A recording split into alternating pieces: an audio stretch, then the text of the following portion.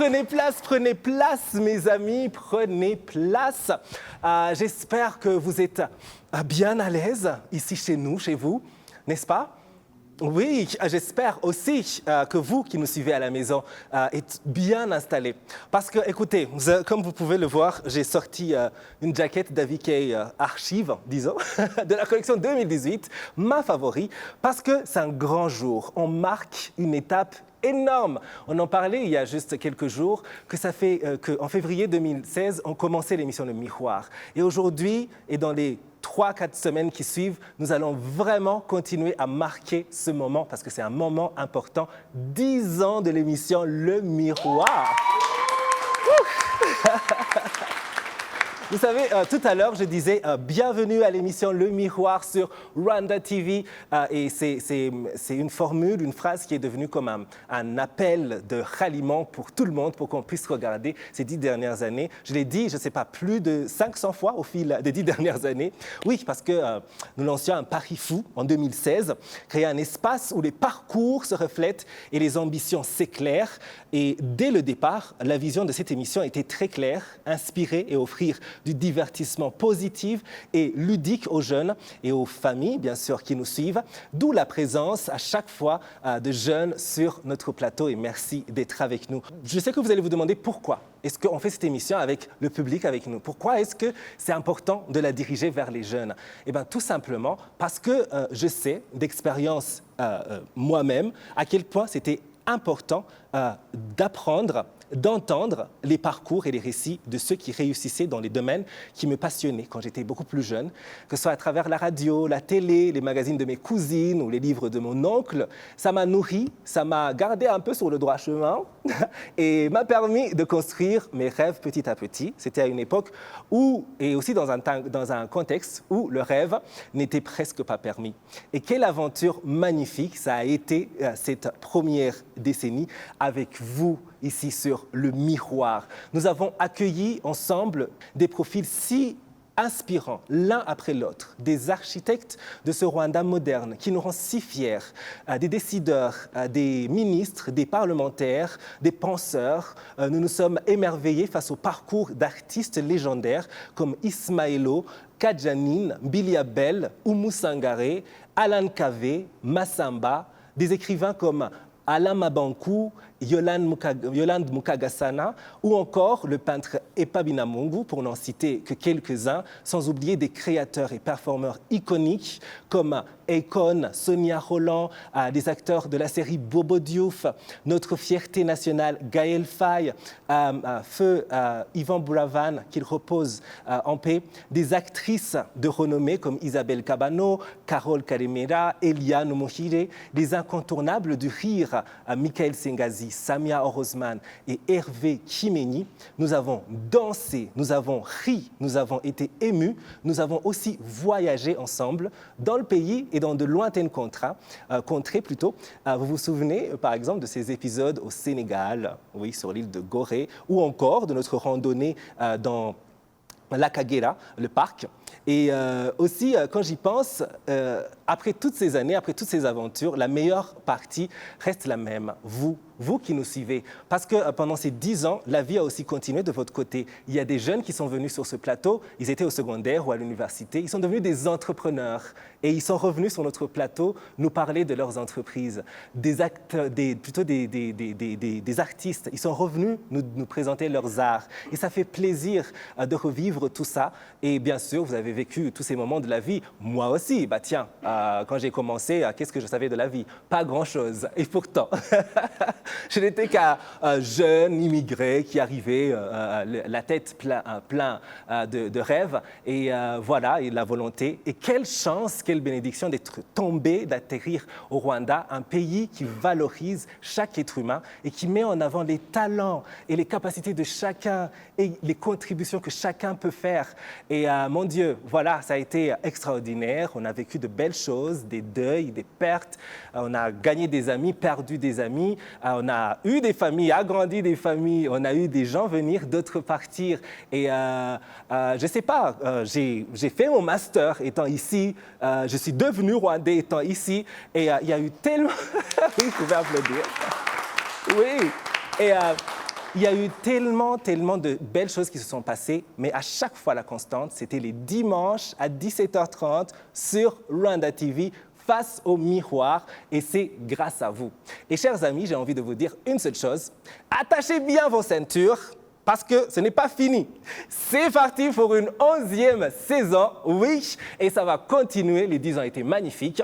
Aujourd'hui, justement, pour vous rassurer que ça continue, ça ne fait que grandir, on va avoir, je suis sûr, cette saison la meilleure qu'on ait eue. Et un des épisodes les meilleurs qu'on ait eus aujourd'hui. Si vous... Oui. Si vous êtes un jeune, si vous avez des jeunes à la maison étant parents ou tuteurs, un ami d'un jeune, appelez-les, asseyez-vous parce qu'on va parler des opportunités que le Rwanda offre aux jeunes, de comment est-ce que les jeunes doivent les saisir, etc. Et on va en parler avec la bonne personne dans cet épisode parce que nous accueillons sur notre plateau, elle est de retour. La dernière fois qu'elle était sur ce fauteuil, elle dirigeait la fondation Imbuto. Aujourd'hui, c'est avec sa casquette de secrétaire d'État au ministère de la Jeunesse et de la Culture que Mme Sandrine Umutoni nous fait l'honneur de revenir sur l'émission Le Miroir. Bienvenue, bienvenue chez vous, bienvenue chez nous. Quelle grande joie, bonjour. Quel plaisir. Bonjour. Oui, bienvenue, bienvenue. Merci. Vous nous faites honneur en revenant sur notre plateau. Merci à vous de m'inviter de nouveau. Oui, la dernière fois que vous êtes venu, on a passé un moment si agréable et si inspirant aussi, parce qu'on a appris beaucoup sur tout ce qui peut être fait, tout simplement, dans un pays comme celui-ci. Et on a envie de commencer, Madame la secrétaire d'État, plutôt Madame la ministre. Oui. Est-ce que c'est bon, les deux ou... Les deux, c'est parfait. D'accord. Parce qu'il y a aussi ceux qui disent MOS comme Minister of State. Oui, aussi. Oui, donc les trois, ça va. C'est parfait, c'est comme vous le sentez aujourd'hui. D'accord, donc j'ai l'autorisation de parfois mélanger. Oui. Alors, cela fait 10 ans que le Miroir s'est lancé et la mission d'inspirer la jeunesse et de célébrer notre belle culture sous toutes ses formes. Et merci de dire oui à notre invitation encore une fois. J'aimerais qu'on applaudisse. Et j'ai envie de commencer avec cette question. Quelle place le gouvernement accorde-t-il aujourd'hui à la jeunesse et à la culture dans la stratégie Vision 2050 plutôt, du Rwanda? Merci beaucoup, David Carmel. Et tout d'abord, joyeux anniversaire. Merci. 10 ans, ça se fête et c'est toujours un plaisir de revenir sur les plateaux de RBA. Oui. Alors, c'est une question très pertinente parce que lorsque l'on regarde la composition de notre pays, le Rwanda, comme le reste du continent, le Rwanda est un pays très, très jeune. C'est-à-dire qu'on est à plus de 60% des Rwandais ont moins de 30 ans aujourd'hui. Ce qui veut dire en fait que la vision 2050, c'est un contrat générationnel qui est mis en place avec le gouvernement d'aujourd'hui ou le gouvernement qui a été mis en place après le génocide perpétré contre les Tutsis. Et cette envie en fait de créer l'environnement idéal pour cette jeunesse. En 2050, la plupart d'entre nous seront pensionnés ou peut-être plus là. Donc la vision que nous avons pour eux, donc cette vision 2050, c'est de créer un État où le capital humain est mis en avant toute chose. Nous voulons donc une communauté faite de personnes bien formées, bien instruites, personnes qui ont des valeurs nationales très fortes, des personnes qui comprennent ce que cela veut dire de créer une économie qui est compétitive, une économie qui est inclusive, mais surtout, je reviens de nouveau sur la question donc, de cette identité culturelle, parce que notre pays a un passé très particulier. C'est un passé très douloureux, mais c'est aussi, comme notre président aime à le rappeler, un passé qui nous force à courir là où les autres marchent. Et cela veut dire que mettre la jeunesse donc, au centre de cette vision 2050 revient à leur dire que nous leur faisons confiance. Nous sommes persuadés que d'ici 2050, nous serons capables d'avoir un pays avec un revenu élevé, quels que soient les défis, les autres obstacles que nous pouvons rencontrer aujourd'hui. Nous avons foi que les jeunes d'aujourd'hui, en 2050, pourront créer cette vision très positive de notre pays. Donc vraiment, je dirais les axes majeurs. Donc c'est un capital humain, donc une population qui est digne, comme Agachiro, comme on aime à le répéter, une économie très compétitive, une économie inclusive, une économie qui comprend l'importance d'avoir des relations avec le reste du monde, donc qui n'est pas seulement tournée sur soi-même.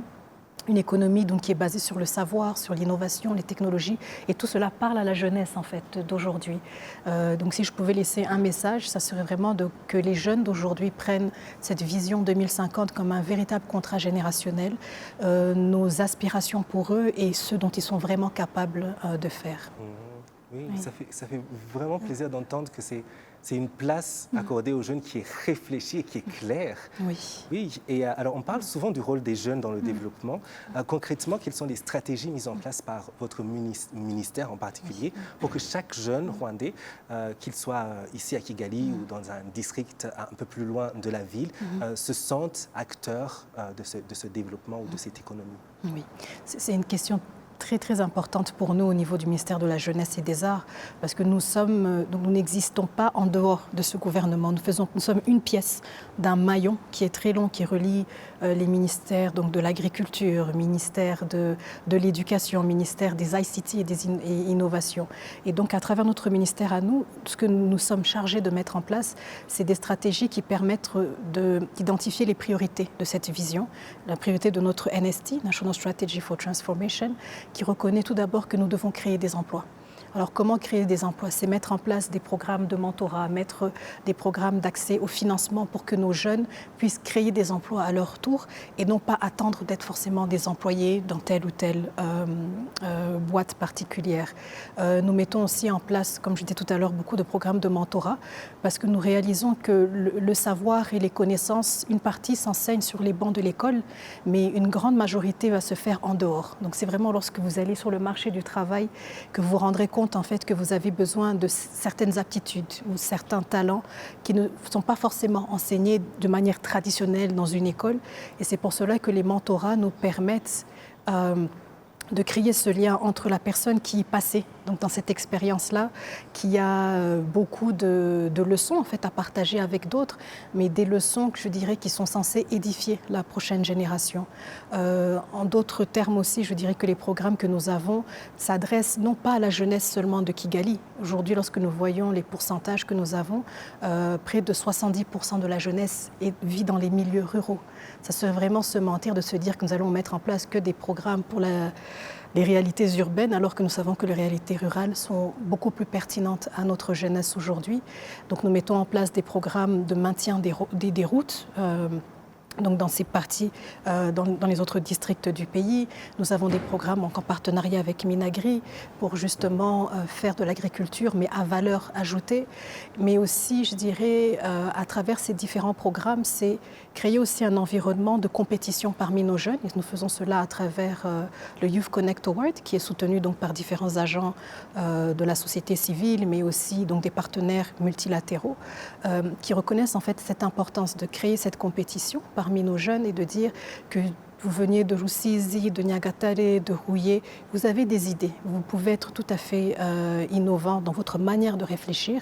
Et ces idées-là qui répondent à des challenges locaux, des défis locaux, peuvent être récompensées.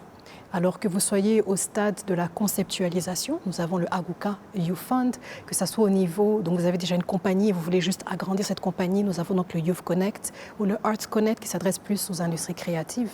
Donc notre travail, c'est vraiment d'être ce maillon, mais un maillon efficace dans cette chaîne gouvernementale et de comprendre les priorités de chacun de tous ces secteurs et donc nous, après, d'aller vers les différents partenaires et de proposer différentes activités. Encore une fois, en nous rappelant que notre jeunesse vit dans les milieux ruraux, notre jeunesse vit en dehors de la capitale, mais que cette jeunesse-là est la jeunesse qui doit réaliser la vision 2050. Donc c'est vraiment un partenariat entre cette jeunesse rwandaise et je dirais maintenant même jeunesse du continent, parce que voilà, nous avons de plus en plus de jeunes du continent et même d'ailleurs qui viennent donc s'implanter au niveau du Rwanda.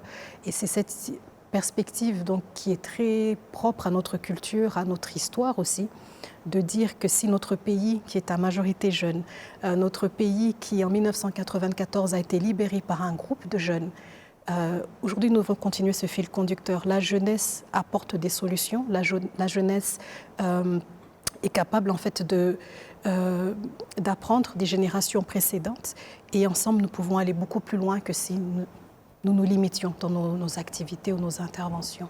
Oui, c'est si bien dit. Oui. Absolument. Alors, en revenant sur nous, Cette émission vient de faire 10 ans. C'est une plateforme principalement dédiée aux jeunes. Les anniversaires, encore une fois. Oui, merci. Oui. Et en fait, ce que je voulais demander, c'est un peu les plateformes médiatiques qui sont dédiées aux jeunes, oui. Que ce soit comme celle-ci sur des médias traditionnels oui. Ou encore sur les réseaux sociaux, les médias un peu plus modernes, oui. Qui bien sûr prennent de plus en plus de place, et c'est bien, et qui oui. Parlent à un grand public. Quel rôle, disons, peuvent-ils jouer dans la mobilisation et l'éducation de cette nouvelle génération qui est... Oui. Alors ces plateformes médiatiques, je pense qu'elles font toute la différence aujourd'hui. Et nous le voyons parce que, je dirais, pour la génération d'aujourd'hui, les jeunes d'aujourd'hui, vous êtes hyper connectés. Vous êtes toujours en train d'apprendre un peu ce qui s'est passé dans tel pays en dehors du Rwanda, qu'est-ce qui s'est passé dans telle communauté, que ce soit du nord ou du sud du Rwanda, encore une fois. Et donc cette connexion qui est 24 heures sur 24 fait que les plateformes médiatiques ont aussi une très grande responsabilité. La manière dont vous présentez ces informations, vous devez le faire de manière très sensible, de manière responsable, et parce que vous savez qu'il y a une très grande consommation qui vous attend de l'autre côté.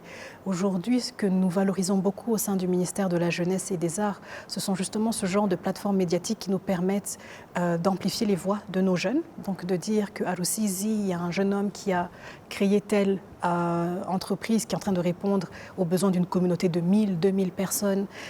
Et à travers ce genre en fait, de médiatisation, ce qui se passe, donc l'effet, c'est que vous dites de manière indirecte à nos jeunes d'aujourd'hui, si lui est capable de le faire, qu'est-ce qui t'empêche de faire la même chose?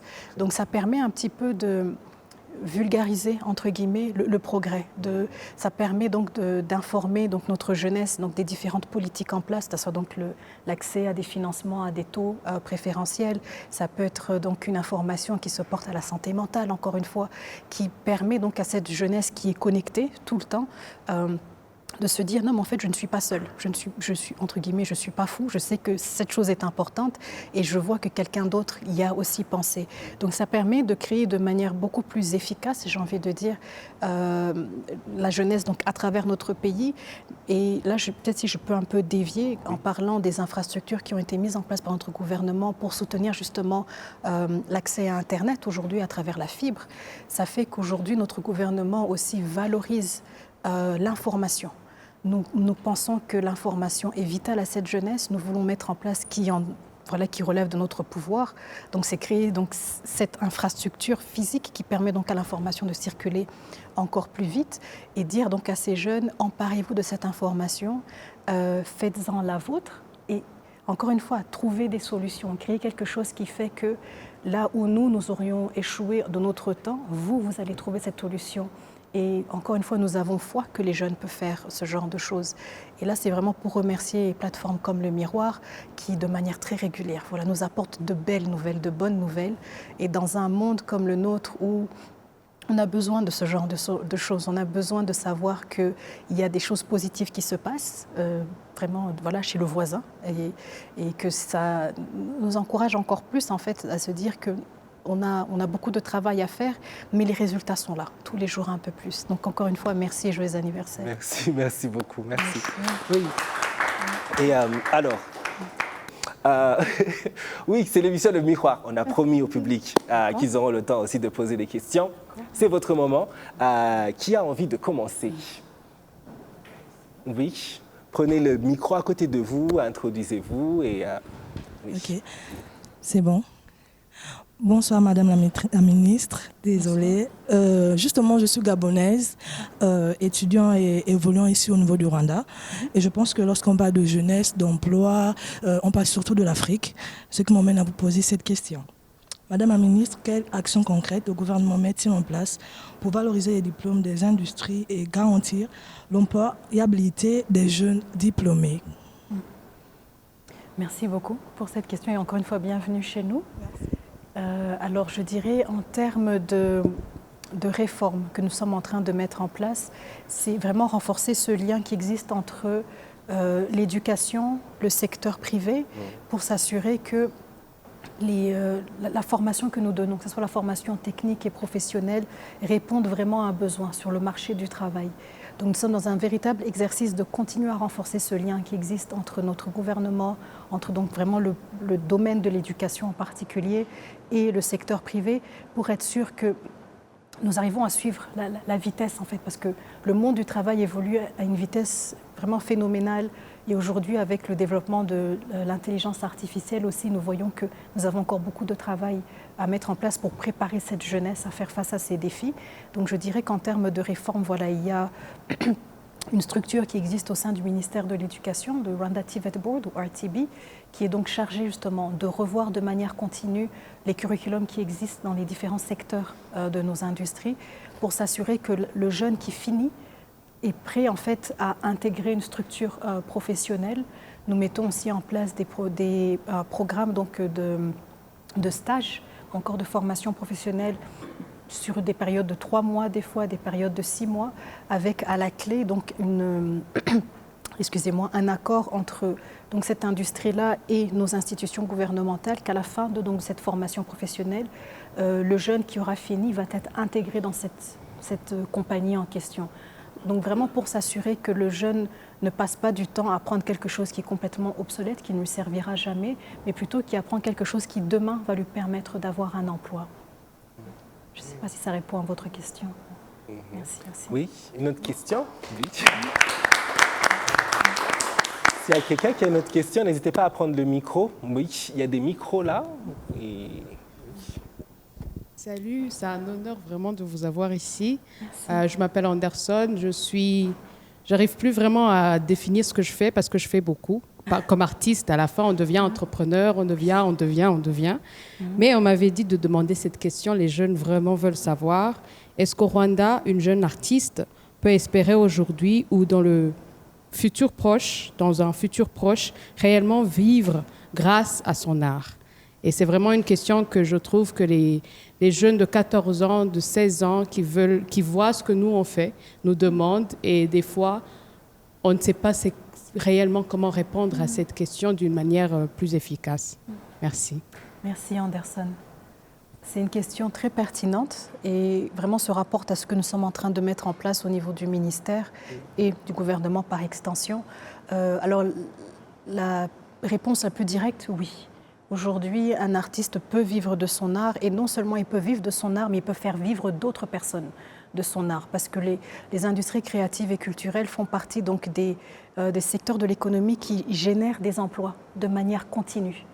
Et j'ai envie de dire par-dessus cela qu'aujourd'hui, nous mettons au niveau du gouvernement, nous mettons en place les politiques pour la protection du travail donc, de ces artistes, que ce soit à travers la protection des droits d'auteur, favoriser donc, toute une politique donc, qui encourage les innovations, qui encourage la compréhension de cette propriété intellectuelle, comment elle fonctionne et comment elle sert à protéger le travail de l'artiste ou de l'auteur en général.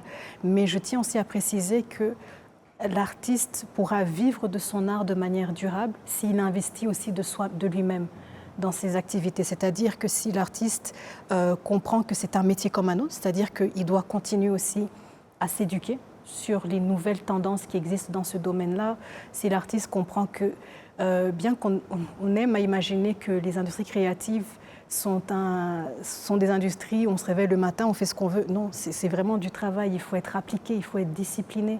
Pour pouvoir faire grandir son art, ça demande beaucoup de détermination parce que voilà, on rencontre encore beaucoup de personnes qui ne valorisent pas l'art à sa juste valeur. Donc ça veut dire que l'artiste d'aujourd'hui, oui, il peut vivre de son art, mais il faut qu'il y mette du sien également. Alors, on me dit que le temps passe très vite. On va peut-être prendre une dernière question du public. Oui. Bonsoir Madame la Ministre. Bonsoir. Moi c'est Rachel Ngueyo, je suis étudiante en relations internationales. Ma question est celle-ci. Avec la pression de la réussite, comme nous le savons tous, la santé mentale est l'un des sujets les plus brûlants pour cette génération, si je peux le dire. Je voulais savoir s'il existait des initiatives au niveau institutionnel pour accompagner les jeunes sur ces plans. Merci. Merci beaucoup pour cette question. Alors la question de la santé mentale est une question qui nous préoccupe tous. Nous ne pourrons pas atteindre la vision 2050 si nous avons une population qui souffre intérieurement. Donc aujourd'hui, nous avons déjà au niveau étatique, nous avons une division qui est qui se charge de la santé mentale au sein de RBC au ministère de la Santé, mais maintenant au niveau donc, des acteurs de la société civile qui travaillent de manière étroite avec le gouvernement. Nous avons des initiatives, je pense en particulier à l'initiative de la Fondation Imbuto qui s'appelle Baronesa, qui est une initiative en fait qui décentralise encore plus ces services de santé mentale à travers différents districts en formant des agents de santé communautaires, mais qui sont vraiment spécialisés dans la santé mentale. Ça permet déjà, de rapprocher ces services de santé mentale au niveau donc, de la communauté. Ça permet aussi de créer des structures de soutien en dehors donc, des grandes villes, où voilà, les personnes auraient peut-être plus de moyens d'aller voir un psychologue, un thérapeute, etc. D'un point de vue de l'éducation, nous avons aussi maintenant des initiatives de soutien psychosocial dans le domaine donc, de l'école ou dans les universités. Mais je veux revenir de nouveau encore sur les agents de la société civile, les agents du secteur privé qui valorisent de plus en plus la santé mentale. Aujourd'hui, nous voyons les grandes compagnies rwandaises mettre en place des programmes de soutien pour leurs employés pour qu'ils puissent avoir accès à des temps de parole, des temps d'écoute avec des professionnels de la santé mentale.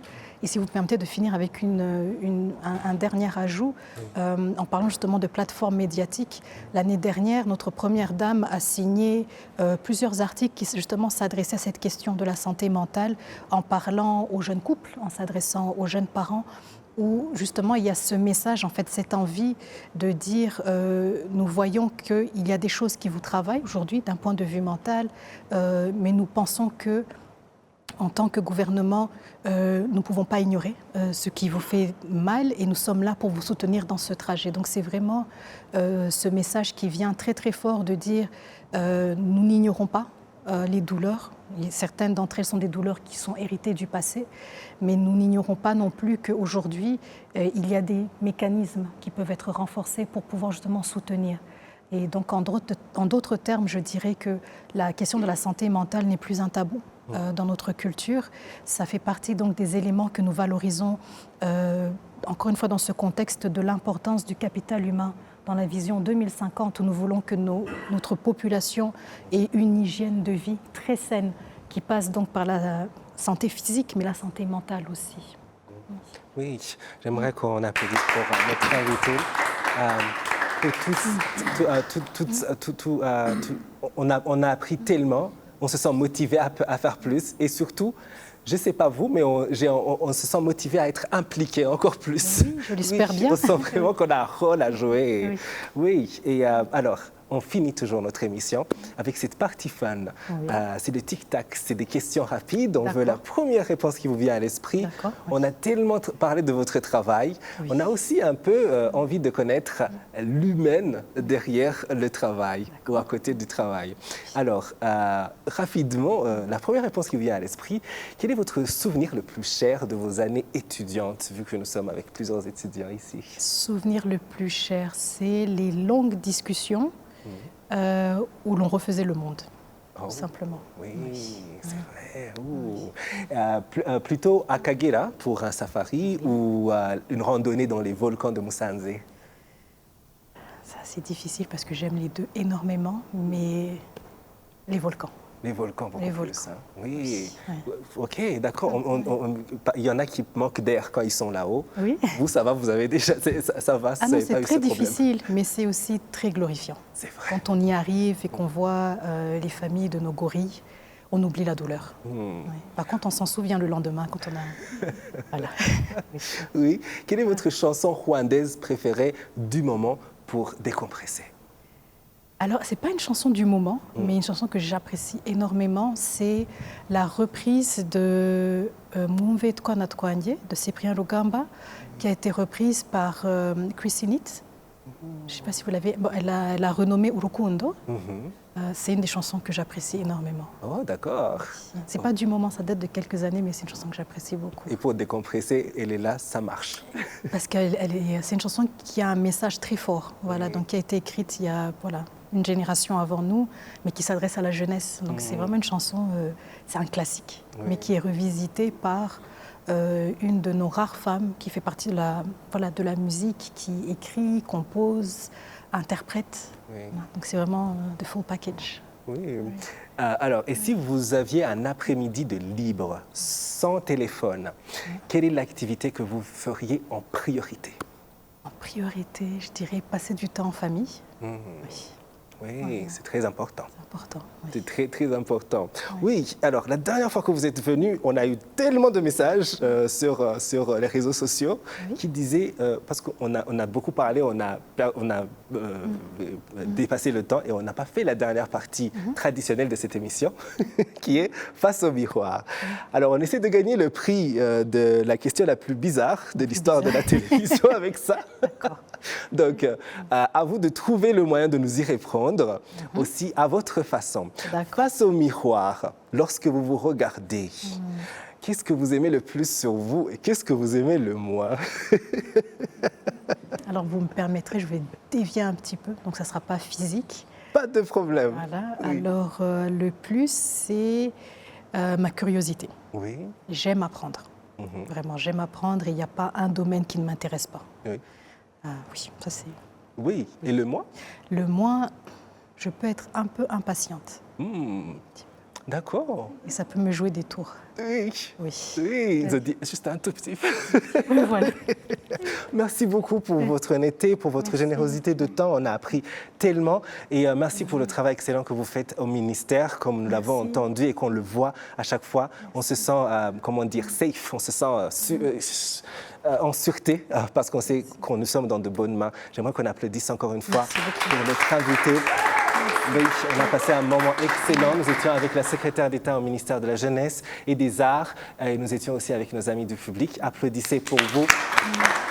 Merci à vous tous qui nous avez suivis. Ce sera un plaisir de vous retrouver la semaine prochaine pour un autre numéro. En attendant, rejoignez-nous sur les réseaux sociaux. Et comme vous avez entendu, chacun peut avoir à sa propre pierre à contribuer à l'édifice de notre beau pays. Merci beaucoup d'avoir été avec nous.